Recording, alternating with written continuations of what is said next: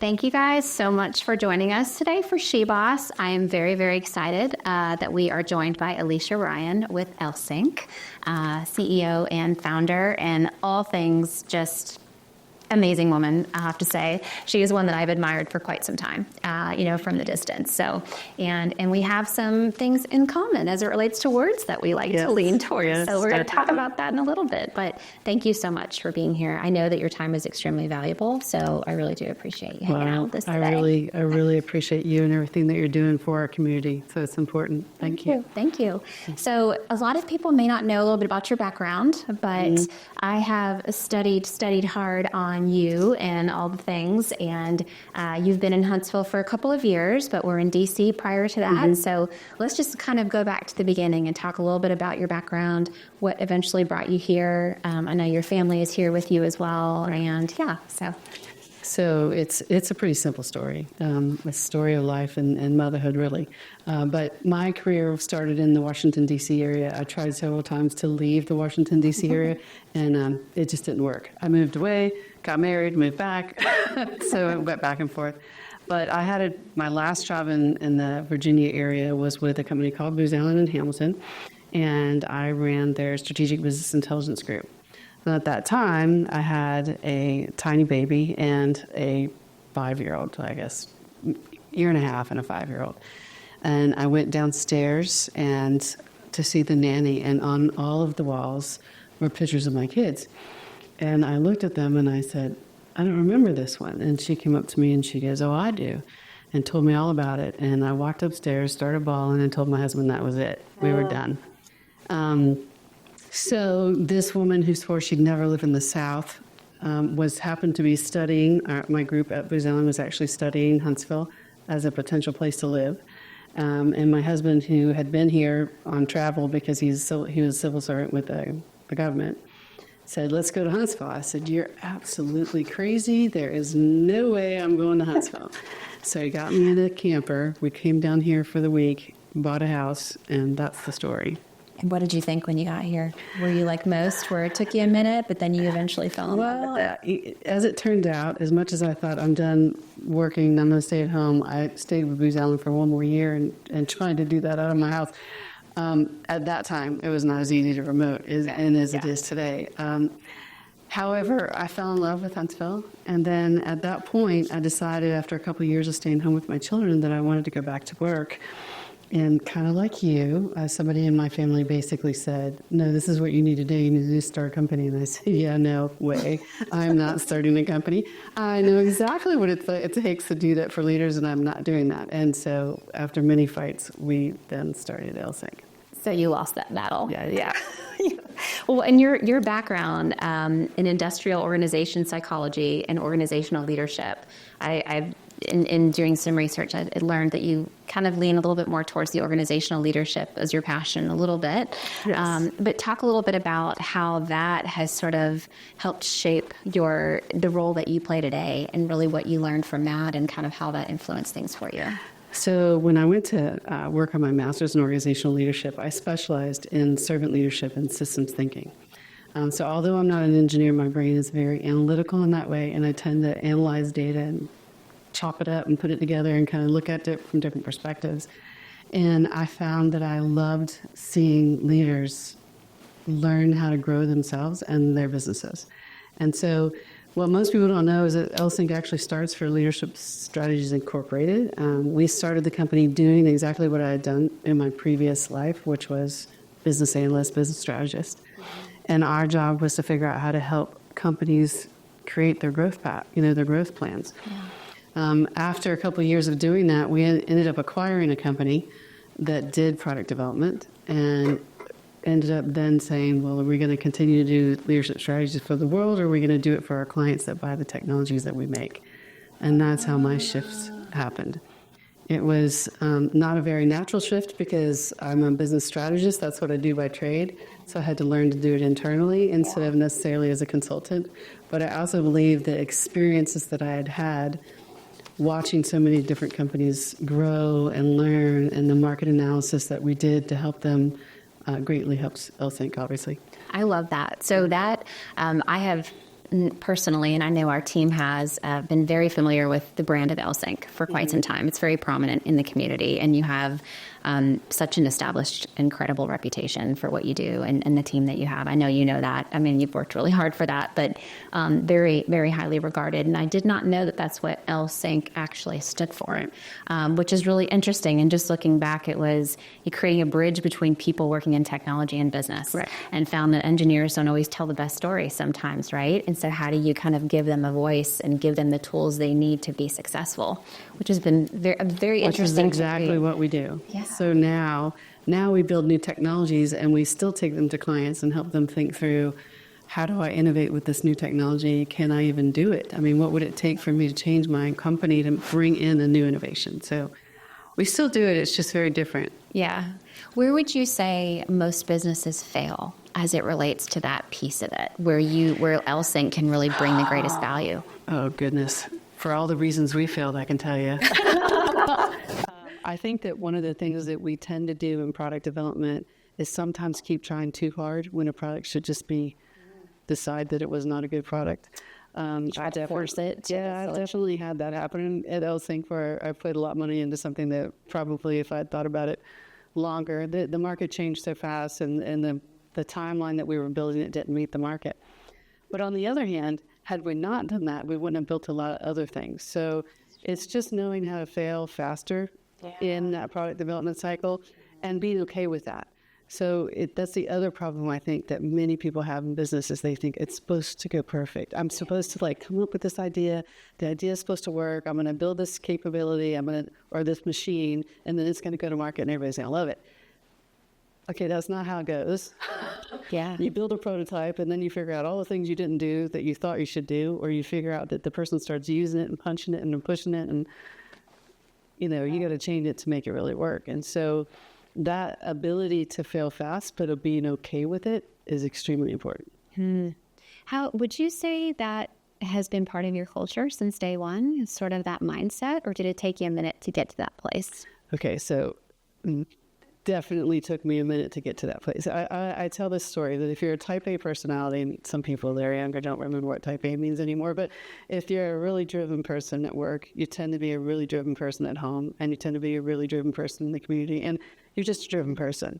And so one of the things that I did is that because I was taking other people's technologies or things that they had built, the team has to be that expertise. So I might be great in business strategy, but I have an entire team that they're phenomenal engineers. They're all type A, really driven people. So trying to get them okay with it's not right the first time.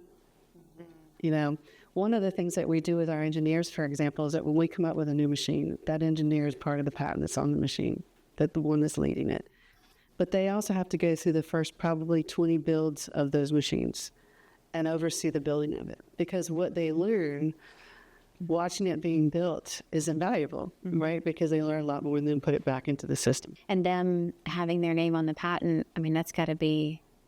They're the ones doing it. That is insane. Yeah, that's got to be a huge reward in the aspect of all of that hard work obviously come into play. But wow, yeah. So talk a little bit about, with some of the product development pieces that you guys have been involved with, seeing these massive printing machines where you all are doing things that it took me a minute to wrap my head around it. I'm like, are they making wine bottles? Or is it the demonstration of the printing of it? And one of the things that we kind of laughed about and talked about offline prior to this was there was a wine bottle that was out there that LSINC had that had the name Flourish on it. And of course, I'm like, anything that has Flourish on it, I just want to snag it. But ironically, that was a word of the year, which we'll talk about in a second. But talk to us a little bit about the digital printing component and what makes some of the technology of LSINC unique to that aspect of things from a product development perspective. Right. You may think, oh, just put a label on it and we're good to go, right? But why that approach versus others? So first of all, we don't just design and build printers. We've designed and built a lot of things, but they're mostly for clients, and they're usually for very large clients. So we don't typically put on our website that we made a machine for a large packaging company if they're launching a new product. Yeah. But that's what we're known for. We're known for taking an idea, on a napkin or working directly with another group's engineers and coming up with a machine. Anything from, hand scanner, take your fingerprints to a printer. I mean, that's what we know. That's what we're known for. So it's the mechanical engineering. Along the way, so many of our clients were clients in the print world that we finally decided that we were going to come up with our own product as well. So those are the products that you see on our website that could really be advertised. Got it. Now, what that is it's a printer, not very much different than a printer you'd have on your desktop, but the difference is it's printing on something. So it's called a direct-to-object printer. So if you have to imagine a wine bottle going through that machine so fast and that it's just spinning really fast and the ink is dropping on it precisely, it's now the business strategy, the engineering, and the art that matters. And so we kind of put the third leg of our company in when we brought in the whole applications of art on substrates, or what we call media.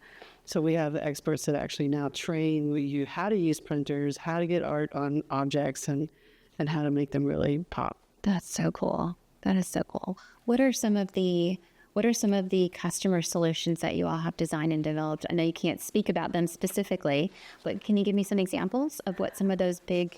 I can give you some examples of some that allow us to. So if you go to a store and you pick up a DeMarini baseball bat, it's printed on one of our machines. Oh, cool. I think they printed over 350,000 this year. I mean, very amazing company. But that was a client.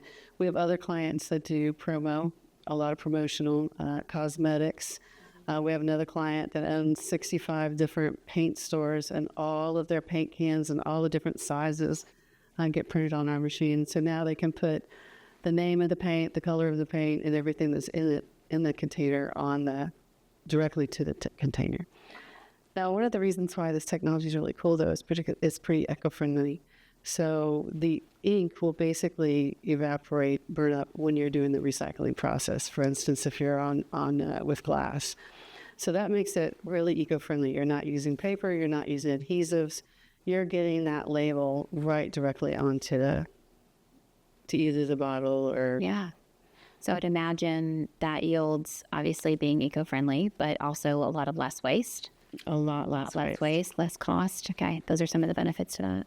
Right. Because another advantage when you think about printing, it's gotten pretty, advanced. I mean, you can take and print a different picture in every tunnel, a different serialization. You can number them. You can put names on them. I mean, you can customize them. So it's really definitely much more efficient. Yeah. And cheaper. That's amazing. Mm-hmm. So what are some exciting things that's next for LSINC in relation to product development and some of the things you guys are working on? So I can't tell you that yet, but we do have a new printer coming out that we're very excited about. That'll be coming out in January and February. But more importantly, my word for last year, we talked about words. One of my words a couple of years ago was flourish, which we did through COVID. But 2024's word was global. And so LSINC, along with ASCTE, which is the Alabama School for Cyber Engineering and Technology, I'm on that board and I run that board. And so I wanted to make sure that all of the leaders in LSINC and all of the leaders in ASCTE all got behind this. I want to make a global impact. So last year, I gave every one of them from Cook's Museum one of those globes, that kind of magnets that kind of moves us this global. So who the heck knew that we would go that global? So we gave them those presents in October last year to go for all of 2024. So it was supposed to be kicking off in January. By January, we had our first dealer in the Middle East. We had our first machines in the Middle East, and now we have them in Saudi Arabia. Our dealers in Europe and Poland also expanded. Our dealer in Mexico expanded. We've got dealers that are now global. I mean, we're getting ready to bring on some in Australia. So it was definitely a year of global. It was, now, the lesson learned from that is everything that's not the way it should be, it has to come up first. It's like they tell you, don't pray for patience. Yeah, don't pray for global, because it definitely is. So we went through a lot of lessons learned, a lot of trying to figure out how you grow fast internationally. It was a a trying year. I could only imagine the set of challenges that would come with that approach. What were one or two big things that caught you off guard, maybe you weren't prepared for? I think for me personally, I was not prepared for all the travel. We are in a different country almost every month. It was very, because you can't change who you are as a leader. And so I'm one of these leaders that likes to go meet the people, make sure we're going to be good partners, go on their turf, understand them. I think that's really important when you have a partnership to really appreciate each other. And so I want to make sure I go out and do that. So there's a lot of travel. Also understanding that even when you work with one company and you think, oh, I've only got to do one agreement with one company, that's not true. Going global, you end up with an agreement with every single one of their cost structures or P&Ls or however they break up their company. So we've probably spent more on legal fees. It's a big legal team. It's busy, huh? Yeah, but those are things that are worth going through. Yeah, I bet. I'm not sure about the amount of travel that you did previously. What's been your one or two favorite places you've been to that surprised you that you weren't expecting? Dubai and Japan. Oh, okay. So Dubai was absolutely beautiful, and it was heartfelt because we ended up meeting other dealers and other partners from all over the world at this show. And so to sit at the table and have so many different nationalities kicking off the year global was pretty amazing. That was in Dubai. And then Japan. Japan was not at all what I expected. Really? It's beautiful.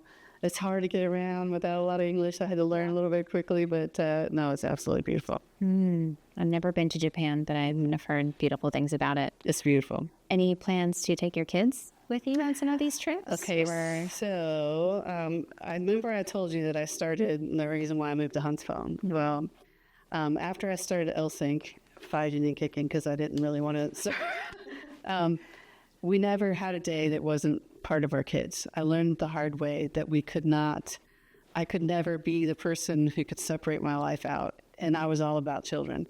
And plus, a little earlier on, one of my mentors had told me a lot about giving back. And I was, again, 2 small kids. And she said, well, you gotta learn to get back. And I was thinking, heck, I can't even figure out how to get through it today. Like, how am I going to get back? I can't get back to anybody else. I got 2 kids. Surprisingly, though, she said, figure out what you want to do in your life and make sure you're doing that for the benefit of somebody else. And so It's a great piece of advice. that is why I'm so into children. So it's the schools, it's the camps, it's, the ASCTE, I'm very proud of it. The legislation that we did made it so a child from every district in the state of Alabama can come if they choose. And so to me, bringing my kids into it was very, very important. Yeah. So I don't know that I've been on travel without my children this year, except for Japan, because my son is now working in sales. And then we also bring my daughter with us occasionally as well, because she's very good with understanding different, nationalities. And before I went to Dubai, she sat me down for 2 whole days, and I had to watch every YouTube you could imagine. So she prepared you for She gave me an entire, what? this is how you do business in Dubai, this is how you dress. It was really sweet. Wow. So they each have become part of LSINC, and my husband also works at the company now. So he's always worked there, just part-time now. He's a lot more. But that atmosphere is how we try to live our life. Yeah, I love that. So we talked a little bit about this before. I mean, your family is involved in the business, and your business is involved in the family, and which I think teaches a lot of great lessons as well, and has them. It's not just my mom works in engineering, or she, you know what I mean? Like, they truly understand who you are, and gets you up every day, which is exciting. Yeah. Can I ask where this may seem like a silly question, but can I ask where your passion for kids came from? Goodness. I love children. I mean, I've always loved children. When we have two biological children, we have 2 adopted children. And so my passion has always been about helping children, and usually ones that are a little less fortunate, It's something that my family did together. So even when we adopted a 5 and 7-year-old when my kids were 14 and 16, and the day I turned 50. And so even that was part of a family thing. So to me, I'd been given two beautiful children, and then I felt that we had the right and the responsibility to give back as well. Yeah. And then just knowing that there are so many incredibly intelligent children that just get missed all the time. And, you bring them in and, I live in Decatur and I love Decatur.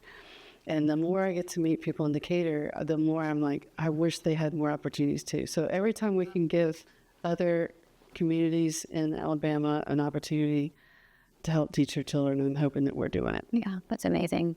How was, if you don't mind me asking, how was the adoption process for you? Was that something that was a little bit of a smooth ride, or was it challenging? And then also curious how that was for your older children too. It must have been, that's not an easy thing to go through that, I would imagine. No, it was not an easy thing to go through, but it's definitely one that has blessed us.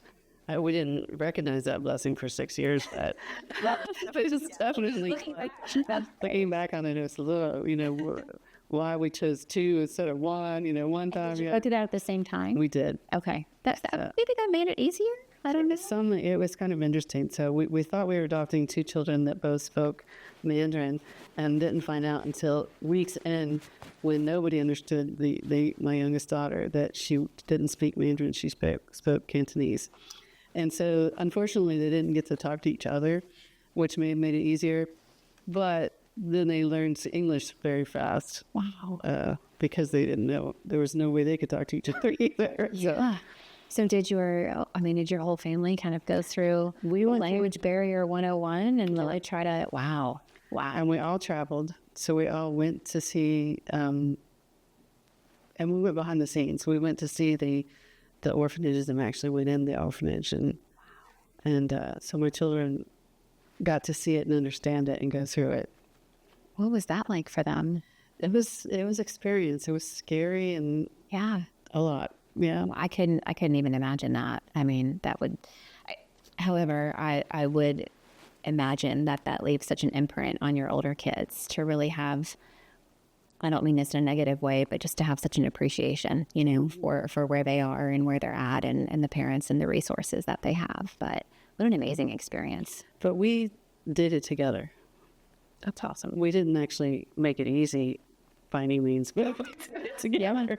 Well, there's something to be said. And we're on the other side of it now. So Yeah, and there's something to be said for that, for sure. Yeah. So let's talk a little bit about the Cyber and Technology School. Okay. That has been just such a blessing here in North Alabama, and something that has gotten just a lot of publicity around what is going on. My youngest son, Jack, is 11, and we always talk about him potentially going there because he wants to do gaming and all the things. And but talk a little bit about the school and really the process, upon which it took to get that developed and built and funded. And I mean, you were really instrumental from the ground up with everything, right? Yes.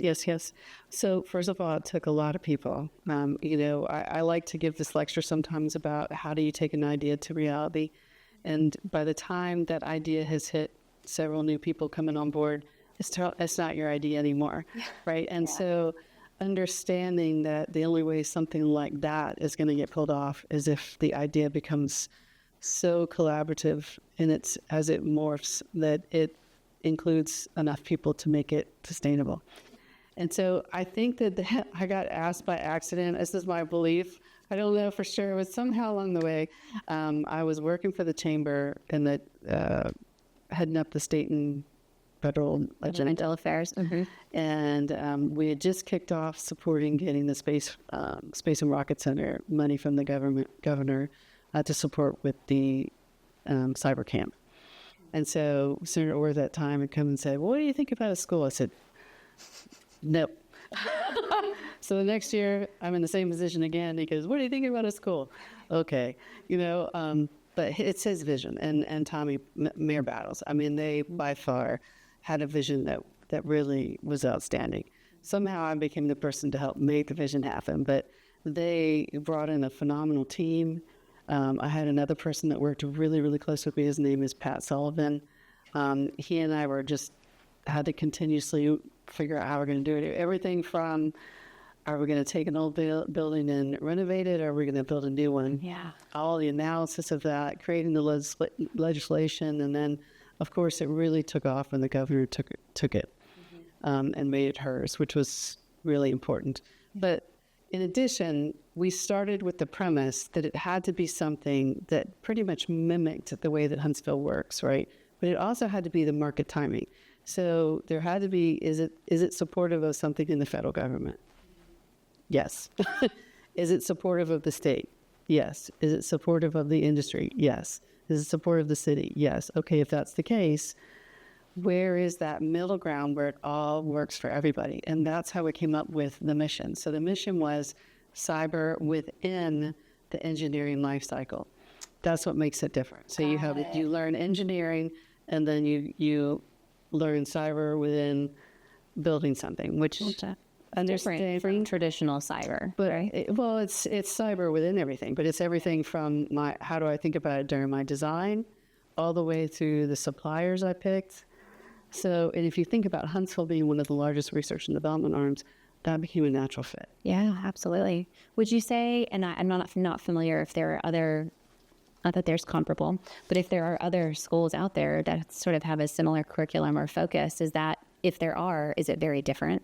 Of kind of, how that's being run here in Huntsville compared to some other schools that offer similar? So my understanding that there isn't. A lot of them will focus on the IT portion specifically, the forensics portion specifically, and ours is looking at it through the engineering life cycle. Gotcha. Okay. It's still going to have aspects of all that, but your goal is, can I design and build something that I can ensure is going to be safe? That's awesome. I think there's been, so I have 3 kids, and not that there's been confusion on this by any means, but I think a lot of people wonder about what type of student is a good fit for that school, and what potential opportunities would they have at their disposal that might be different from going to, Madison City or Huntsville City schools. What would be your response to that? So the first thing is, it is a school that's designed to be somewhat different. Along with the other 2 schools, they sit on top of the education within the state of Alabama.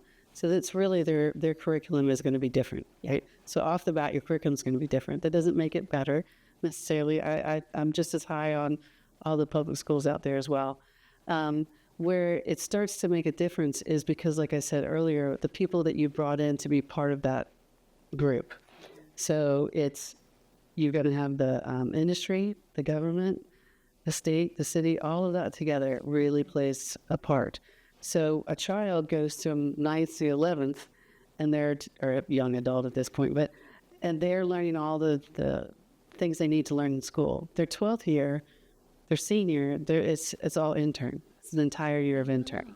And so we've already made MOUs with NASA, memorandums of understanding, NASA and other agencies. And then you have a lot of companies out there. So LSINC has 6 interns this year. Oh, wow. I have 6 interns that are learning all about LSINC. And so they just presented to me, for instance, this morning, an entire analysis on how to set up a print shop.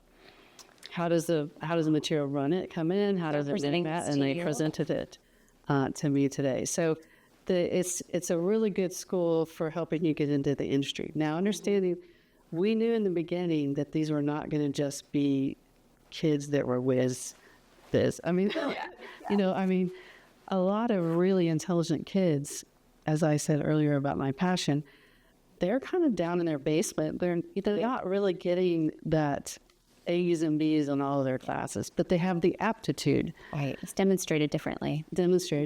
And so we spend a lot of time, Matt's team, Matt Massey, who's the president, his team is phenomenal, and they spend a lot of time thinking through how to market across the entire state of Alabama, because they want to attract children, and a lot of those children don't even have the basis, the background into the math that they would normally need. I mean, because they're going to be learning physics, so that you have to get them quickly through, into 9th grade, and then they spend a lot of time catching them all up, and then wow. Mm-hmm. What from a parent's perspective, I would be curious on what has been some of the feedback from the parents who maybe had their kids in traditional public school compared to that. Have you gotten some feedback around that? So it's kind of interesting, because tying it back to adopting,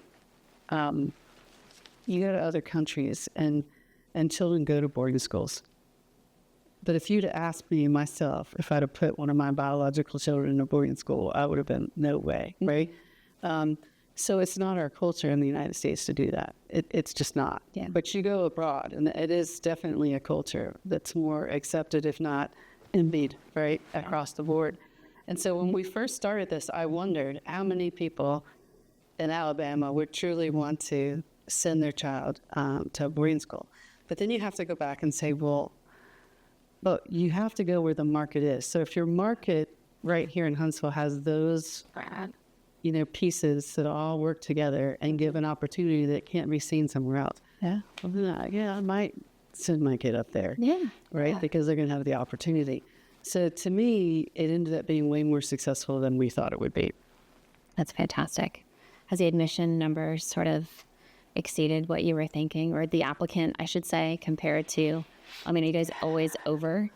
Or what is that? Hundreds like? over. Oh, yeah. So there's a pretty stringent selective process. 400, and we could only accept 100 this last year. But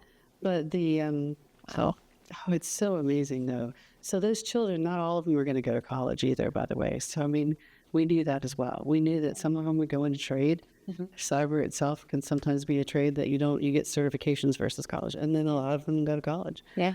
Yeah. So, the opportunities now are so different from where they were even 10 years ago as it relates to the path to college. When I just look at a program like K-Tech, for example, and being able to provide these kids just this great program, and just, avoid having to go a 4-year route. And for most kids, put yourself into debt and this and that. And depending on your field of study, I don't know. I think some of those traditional approaches may be not as relevant, right? As if you're in some of these, more aggressive type of programs. But so out of curiosity, is the foundation, does the foundation do things specifically for the school or is that just sort of is it a nonprofit arm of the school? Yeah, so there's two boards. One board runs the school. Okay. And that was a board put together through legislation that Governor Ivey appoints, and then there's certain positions from a lot of different colleges on that board. Gotcha. So Senator Orr runs that board on the vice chair.